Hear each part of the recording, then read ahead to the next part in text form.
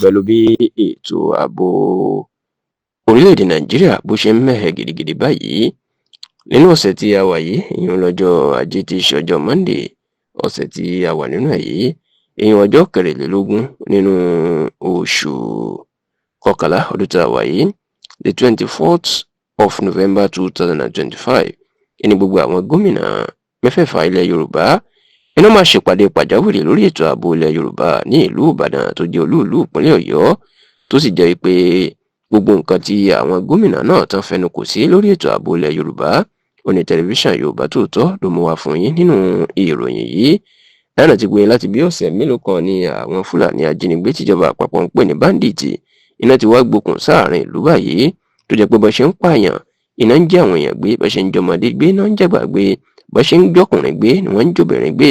tí kò sì yọ ẹnikẹ́ni sílẹ̀. Kódà ní ọ̀sẹ̀ tó kọjá ní gbogbo ọ̀rọ̀ náà ló tún gbókùn nígbà tí wọ́n lọ jí àwọn ọmọ iléèwé gbé ní ìlú Mágà ní ìpínlẹ̀ Kẹ́bì. Bákan náà wọ́n tún wọ ìlú Èrúkù ní ìpínlẹ̀ Kwara, wọ́n jí àwọn èèyàn gbé nínú ṣọ́ọ̀ṣì, wọ́n sì tún wọ iléèwé míì ní ìlú Papiri ní ìpínlẹ̀ Niger láti jí àwọn akẹ́kọ̀ọ́ àti olùkọ́ tó lé ní 300 láti jí ògbọ́n gbé wọnú igbó lọ. Ọ̀rọ̀ yìí ló máa ń di wàhálà lórílẹ̀‐èdè Nàìjíríà tó ń jà rìnrìn. Bẹ́ẹ̀ sì rèé, àwọn àgbà ní ó ń bọ̀ àwọn làádẹ́ẹ̀dẹ́. Eléyìí ló jẹ́ kí gbogbo àwọn gómìnà ìpínlẹ̀ Yorùbá kẹ́pẹ́ pàdé pàjáwìrì sí ìlú Ìbàdàn láti jíròrò lórí ètò ààbò ilẹ̀ Yorùbá àti bí omi ò ṣe ní tẹ̀yìn wọ ìgbín lẹ́nu.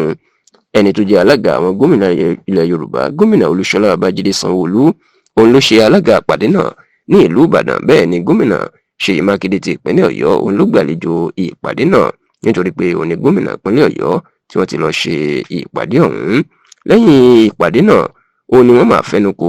wípé láti àsìkò yìí lọ gbogbo ìpínlẹ̀ mẹ́fẹ̀ẹ̀fà ilẹ̀ Yorùbá, ìyẹn ìpínlẹ̀ Èkó, ìpínlẹ̀ Ògùn, ìpínlẹ̀ Ọ̀ṣun, ìpínlẹ̀ Ọ̀yọ́, ìpínlẹ̀ Èkìtì àti ìpínlẹ̀ Oǹdó, àwọn yóò jọ máa dá owó jọ sínú àpò kan láti fi ṣe ètò ààbò ìtàn pè ní Southwest Security Fund. Bákan náà wọ́n jẹ́ kó dìímọ̀ wípé àwọn fẹ́ dá àwọn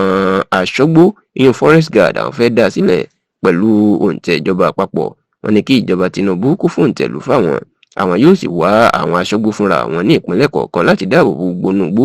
káwọn báńdíìtì náà kí wọ́n bá máa fara pamọ́ síbẹ̀. Bákan náà wọ́n tún fẹnu kò wípé láti àsìkò yìí lọ báwọn èèyàn kan ṣe yíya wọ ilẹ̀ Yorùbá láti ìpínlẹ̀ káàkiri orílẹ̀-èdè Nàìjíríà, wọ́n ló nílò àmójútó báyìí o. Àwọn yóò wá nǹkan ṣe sí, àwọn yóò sì